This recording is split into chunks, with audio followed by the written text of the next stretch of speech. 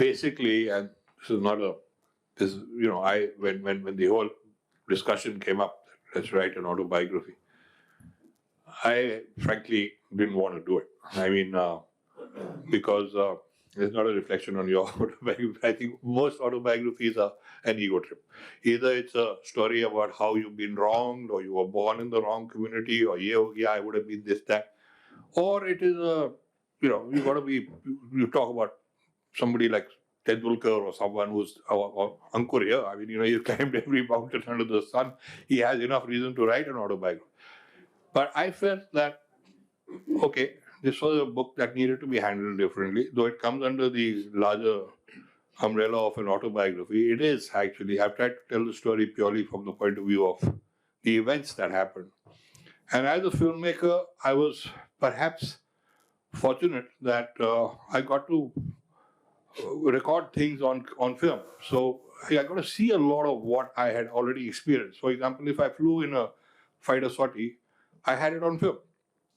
And then we would watch it either on the Steenbecks while we were still on 16mm or on various video platforms.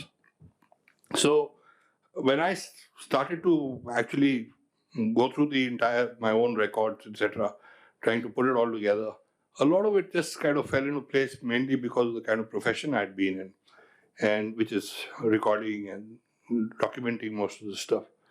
So, well, I had a great time writing it, but it is, I mean, then again, you're talking about personalities, you're looking at things.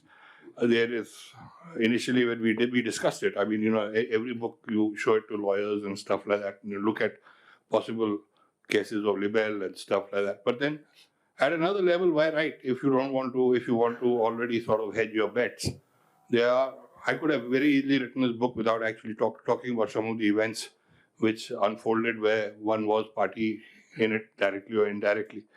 But then that's what the story is all about. So one sort of put it across. And I think that's been the hallmark of my earlier books also, whether it's 1962 or Siachen or whatever.